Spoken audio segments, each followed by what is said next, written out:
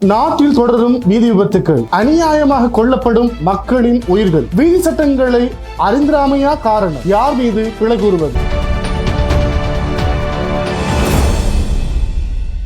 வாருங்கள் லங்காஃபோ ஊடக உறவுகளே, மற்றும் ஒரு காணொலி ஊடாக உங்களை சந்திப்பதிலே நாங்கள் மகிழ்வடைகிறோம். வணக்கம் லங்காஃபோ ஊடக உறவுகளே, மற்றும் ஒரு காணொலி ஊடாக உங்களை சந்திப்பதிலே நாங்கள் மகிழ்வடைகிறோம். இன்று தினம் முக்கியமான காணொலி ஒன்றை உங்களுக்கு வழங்குகிறோம். இலங்கையிலே அண்மை காலமாக சமூக ஊடகங்களில் பேசப்பட்ட ஒரு பொருள், இந்த வீதி போக்குவரத்து தொடர்பான அபராதங்கள் அதிகரிக்கப்பட்டிருக்கிறது. எனவே யாரும் குற்றம் செய்தால் அவர்களுக்கு அதிகமான தண்டனைகள் வழங்கப் போவதாக சமூக வலைத்தளங்கள் குறிப்பிட்டு பல தகவல்களை வழங்கியிருந்தார்கள். இவற்றை உண்மைக்கு புறம்பான செய்தி என்று இலங்கை போலீஸ் திணைக்களம் அறிவித்திருக்கிறார்கள். இதுபோன்ற பொய்யான தகவல்களை பரப்புபவர்களுக்கு எதிராக சட்ட நடவடிக்கை எடுக்கப்படும் என்ற தகவல்களை இலங்கை போலீஸ் திணைக்களம் அறிவித்திருக்கிறார்கள். எனவே பொதுமக்கள் நீங்கள் யாரும் பயப்பட வேண்டிய தேவையில்லை. நீங்கள் நாட்டில் இருக்கின்ற மிக முக்கியமான ரூல், அதாவது வீதி போக்குவரத்து சார்ந்த ரூல்களை தகுந்த முறையிலே கடைபிடிக்குமாறு நாங்கள் உங்களை வேண்டிக் கொள்கின்றோம். ஒரு நாளைக்கு பலர் இறந்து போவதை நாங்கள் காணக்கூடியதாக இருக்கிறது. எனவே இவற்றிற்கான காரணம் மக்களும் அல்லாவிட்டால் பாதசாரிகளும் அல்லாவிட்டால் இங்கு வீதிகளிலே பயணிக்கின்ற வாகன செலுத்திகளும் தான் காரணமாக இருக்கிறார்கள். இலங்கை நாட்டிலே அதிகமான விபத்துக்கு காரணம் என்னுடைய மக்கள் தான் காரணம். ஏனென்றால் அதிவேகமாக வாகனங்களை செலுத்துதல், மது போதையிலே வாகனங்களை பயன்படுத்துதல், அல்லாவிட்டால் இந்த மோட்டார் போக்குவரத்து நடைமுறைகளை முழுமையாக கை கொள்ளாமல் போகின்ற மக்கள் தான் இந்த பாரிய விபத்துகளுக்கு காரணமாகின்றார்கள். பல அப்பாவி உயிர்கள் காவு கொள்ளப்படுகிறார்கள். எனவே மக்களை நீங்கள் அவதானமாக செயற்பட வேண்டும். இந்த பாதைகளை பயன்படுத்துகின்ற பொழுது அல்லாவிட்டால் உங்களுடைய பயணங்களின் போது பாதுகாப்பை உறுதிப்படுத்திக் கொள்ளுங்கள். எந்நேரமும் சொல்வார்களே, சேஃப்டி ஃபர்ஸ்ட் சொல்லுவார்கள். பாதுகாப்பு தான் மிக முக்கியம். எனவே பாதுகாப்பை முன்னிலைப்படுத்திக் கொள்ளுமாறு உங்களை வேண்டிக் கொள்கின்றோம்.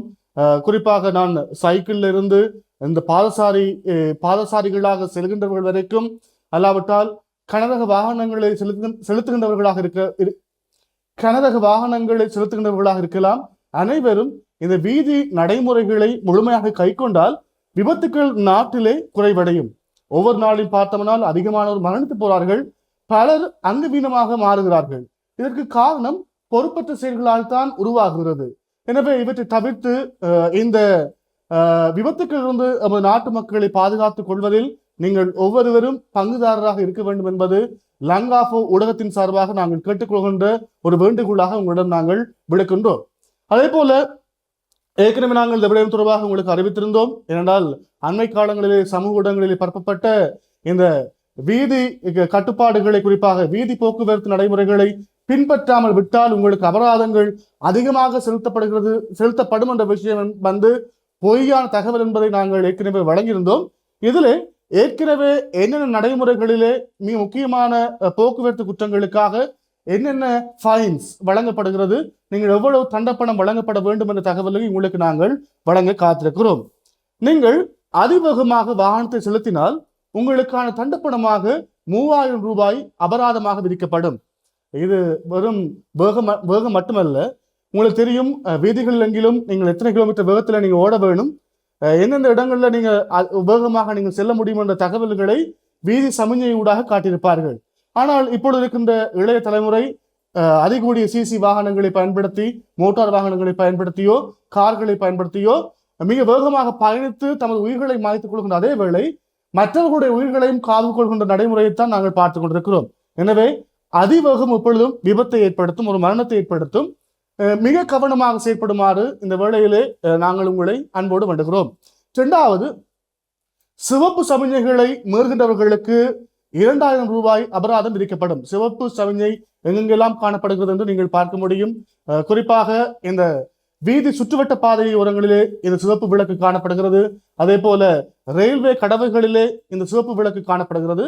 எனவே இந்த சிவப்பு சமிஞ்சைகளை நீங்கள் எல்லை மீறினால் உங்களுக்கான அபராதமாக 2000 ரூபாய் விதிக்கப்படும் என்ற விஷயத்தை நாங்கள் உங்களுக்கு அறியப்படுத்துகின்றோம்.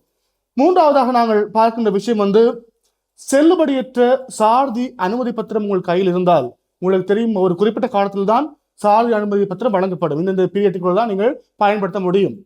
பிறகு நீங்கள் அதை சாரதி அனுமதி பத்திரத்தை ரினியூ பண்ண வேண்டும். அப்படி ரினியூ பண்ணாமல் விட்டால் உங்களுக்கு அது குற்றமாக கருதப்பட்டு உங்களுக்கான தண்டப்பணமாக 5000 ரூபாய் விதிக்கப்படும். தண்டப்பணம் 5000 ரூபாய். எனவே நீங்கள் குறிப்பிட்ட காலத்துக்குள்ளேயே உங்களுடைய லைசன்ஸ் பழுதடைந்தால் அல்லது காலாவதியாக இருந்தால் அதை ரினியூ பண்ணுவதற்கான முயற்சிகளை நீங்கள் கட்டாயமாக மேற்கொள்ள வேண்டும். அதே போல மது போதையிலே வாகனம் செலுத்தினால், மது போதை என்பது உங்களுக்கு தெரியும், மிக முக்கியமாக 2 விஷயங்களிலே அதை நாங்கள் பார்க்க வேண்டும். மது போதையிலே வாகனம் செலுத்தப்பட்டு நீங்கள் அகப்பட்டால் 25,000 ரூபாய் தண்டப்பணமும் உங்களுடைய வாகன சாரதி அனுமதி பத்திரம் 3 மாதங்கள் தற்காலிகமாக இடைநிறுத்தப்படும் என்ற விடயத்தை நாங்கள் இந்த வேளையிலே உங்களுக்கு சொல்லிக் கொடுக்கின்றோம். 2 மிக முக்கியமான விடயம் அங்கு இடம்பெறும். 3 மாத காலங்களுக்கு உங்களுடைய லைசன்ஸ் கேன்சல். அதே போல 25,000 ரூபாய் நீங்கள் பணத்தை தண்டமாக வழங்க வேண்டும். குறிப்பிட்ட நேரத்துக்குள்ளே நீங்கள் தண்டமாக வழங்காவிட்டால் மீண்டும் நீங்கள் சிறைக்கு செல்ல வேண்டிய சூழ்நிலை உங்களுக்கு ஏற்படும். அத்தோடு ஆசனப்பட்டி மற்றும் தலைக்கவசங்கள் அணியாமல் சென்றால் உங்களுக்கான தண்டப்பணமாக 1000 ரூபாய் அறவிடப்படும். இதில் நாங்கள் பார்த்தோம், தலைக்கவசம் என்பது கட்டாயம். நான் நினைக்கிறேன் இலங்கையில் ஒரு கலாச்சாரம் இருக்கிறது. இலங்கை கலாச்சாரத்தில் நாங்கள் பார்த்தோமானால் அம்மா ஹெல்மெட் போட்டிருப்பா, அப்பா ஹெல்மெட் போட்டிருப்பார். ஆனா முன்னுக்கு இருக்கிற, அதாவது பெட்ரோல் டேங்க்ல இருக்கிற பிள்ளைக்கோ பின்னால் இருக்கிற பிள்ளைகளுக்கோ தலைக்கவசம் கொடுப்பதில்லை. ஒரு ஆக்சிடென்ட் ஒன்று நிகழ்ந்தால் அதிலே காப்பாற்றப்படுகின்றவர்கள் தாய் தந்தை மட்டும் தான் இருப்பார்கள். பிள்ளைகள் மனைத்தாலும் பிரச்சனை இல்லை என்பதை போலத்தான் அவருடைய செயற்பாடுகள் அமையப்படுகிறது. எனவே கட்டாயமாக குழந்தைகளுக்கும் பெற்றோர்களே தலைக்கவசத்தை வாங்கி கொடுங்கள். தலைக்கவசத்தை வாங்கி பயன்படுத்துவதை, குறிப்பாக சிறந்த தலைக்கவசங்களை வாங்கி பயன்படுத்துவதை நீங்கள் எந்நேரமும் அதிலே கருத்தில் கொள்ளுமாறு நாங்கள் உங்களை வேண்டிக் கொள்கிறோம். நல்ல தலைக்கவசங்கள் உங்களை பாதுகாக்கும். விபத்து என்பது நாங்கள் எதிர்பார்க்காத நேரத்திலே இடம்பெறுகின்ற ஒரு சம்பவம். எனவே அதற்கு ஏற்றாற்போல எங்களையும் நாங்கள் தயார்படுத்திக் கொள்ள வேண்டும். அதே போல ஆசனப்பட்டி, சீட் பெல்ட், கட்டாயமாக சீட் பெல்ட் போடுங்க. ஏதேனும் நாங்கள் மிக வேகமாக சென்று கொண்டிருக்கின்றோம், ஏதாவது விலங்குகளோ அல்லாவிட்டால் திடீரென ஒரு ஆபத்து நேர்ந்தால் சடன்லியாக நாங்கள் பிரேக் போட வேண்டி வரும். அதன் போது சீட் பெல்ட் போடாவிட்டால் எங்களுடைய முகம் அடிபட்டு மூக்குடை வாங்குகின்ற நிலைமை வரக்கூடிய வாய்ப்பு இருக்கிறது. எனவே பாதுகாப்பு அங்குகள் என்பது உங்களுடைய பாதுகாப்புக்காகத்தான் கொடுக்கப்பட்டிருக்கிறது.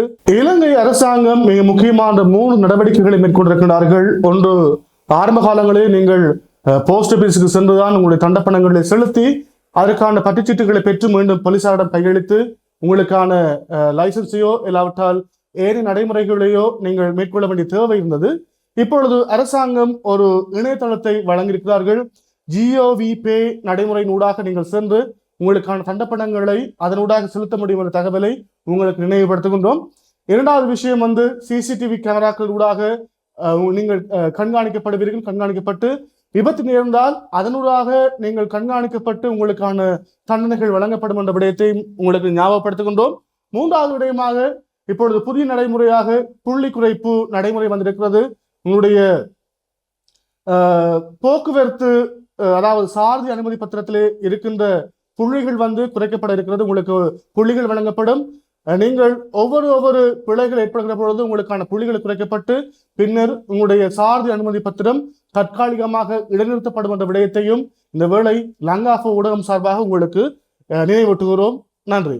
லங்காஃபோ ஊடகம் சார்பாக உங்களை அன்போடு வேண்டுகிறோம். மற்றும் ஒரு காணொலி ஊடாக உங்களை சந்திக்கும் வரை விடைபெறும் நான் உங்கள் ஹரிஷ். நன்றி உறவுகளே.